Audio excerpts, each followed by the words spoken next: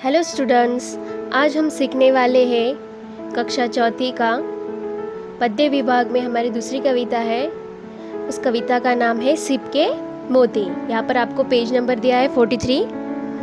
चलो स्टार्ट करते हैं। नाउ ये पिक्चर दिख रही है, किसकी है? सूरदास की है। सूरदास कवि है, मीन्स दोहे लिखते हैं। सूरदास हिंदी साहित्य के भक्तिपाल के महान कवि माने जाते हैं। श्री कृष्ण जी भक्ति का जो मनोहरी चित्रण सूरदास की रचनाओं में मिलता है वह अन्यत्र कहीं नहीं मिलता। सूरदास अंधे होने के बावजूद कृष्णा का ऐसा सुंदर और सजीव चित्रण करना अद्भुत है।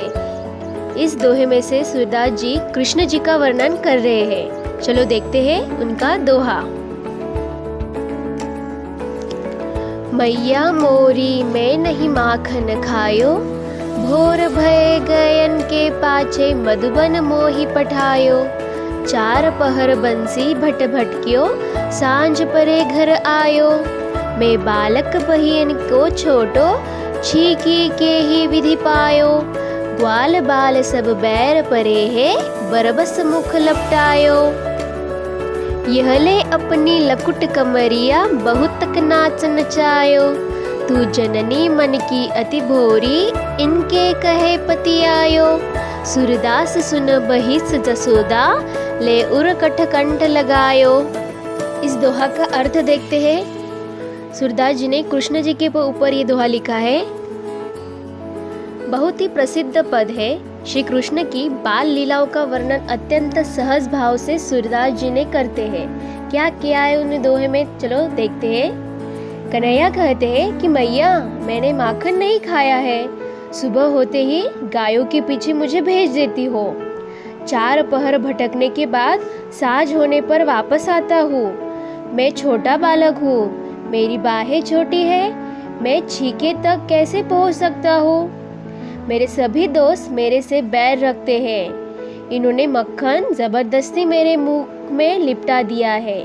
मैं जबरदस्ती अपने मुंह में माखन दिया है, ऐसा कृष्ण जी कहते हैं। माँ तू मन की बहुत ही भोली है, इनकी बातों में आ गई है। तेरे दिल में जरूर कोई भेद है, जो मुझे पराया समझकर मुझ पर ही संदेह कर रही है। ये ले अपनी लाठी और कंबल में ले ले, तूने मुझे बहुत परेशान किया है। श्री कृष्ण ने बातों से अपनी माँ का मन मोह लिया। माँ यशोदा ने मुस्कुराकर कन्हैया को अपने गले से लगा लिया। ऐसे सूरदास जी अपने दोहे में से कहना चाहते हैं। अब हमारा दूसरा दोहा देखेंगे जो तुलसीदास ने लिखा था। तुलसीदास एक महान संत और साधु थे, जिन्हें गोस्वामी तुलसीदास के नाम से भी जाना जाता है। उन्हें रामानंद संप्रदाय का सुधारक और दार्शनिक कहा जाता है। तुलसीदास एक महान हिंदी साहित्य के कवि थे। उन्होंने संस्कृत और अवधियों भाषा में बहुत सारी प्रसिद्ध कविताएं और दोहे लिखे हैं। तुलसीदास महाकाव्य रामचरितमानस के लेखक के रूप में बहुत प्रसिद्ध है।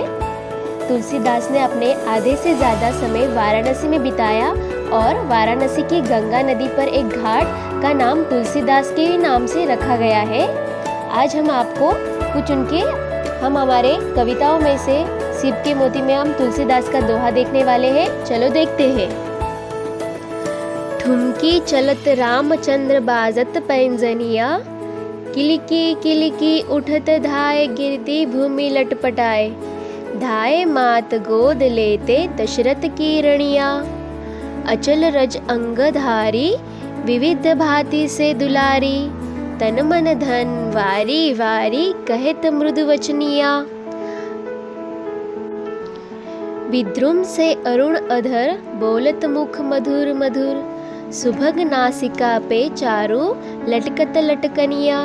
तुलसीदास अति आनंद निरखी के मुखारविंद।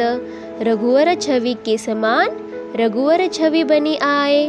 ये तुलसीदास ने लिखा हुआ है। ये हम इनका अर्थ देखेंगे तभी हमें समझ में आएगा कि तुलसीदास इस दोहे में से हमें क्या संदेश देना चाहते हैं। उन्होंने रामचंद्र के ऊपर ये दोहा लिखा है।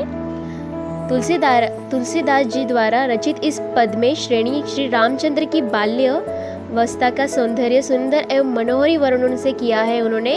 चलो देखते हैं हम। तुलसीदास जी कहते हैं कि रामलला ठुमक ठुमक कर जब चलते हैं तब उनके पैरों में बंधी हुई छोटी छोटी पैंजनियाँ अर्थात छोटी छोटी पायल उनके चलने से वारंवार बजती है। रामलला किलकारी मारकर जब दौड़ते हैं तो कभी कभी गिर जाते हैं और फिर भूमि पर से लटपटाकर उठने की कोशिश करते हैं। तब दशरथ की जी रानियां अर्थात रामलला की माताएं उन्हें दौड़कर गोद ले लेती है।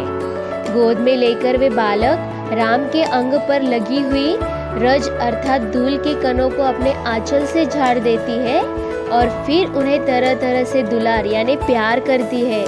माताएं उनसे कोमल स्वर में बात करती है और अपने रामलला पर अपना तन मन धन अर्थात सब कुछ न्यौछावर करने पर उतारू है। जब रामलला के होठ मूंग के सामने समान लाल है और वह अपने मुख से मधुर मधुर अर्थात मीठा मीठा बोलते हैं। उनकी जो सुंदर नासिका यानी नाक उसमें सुंदर सी लटकन लटक रही है अर्थात नाक में सुंदर आभूषण उनकी शोभा बढ़ा रहे हैं। रामलला के मुखारविंद अर्थात मुख कमल की यह छवि देखकर तुलसीदास जी भी अत्यंत आनंदित हो रहे हैं और वे कह रहे हैं कि राम जी की छवि के समान केवल राम जी की छवि है अर्थात रामलला के असीम सौंदर्य से किसी की तुलना भी नहीं की जा सकती।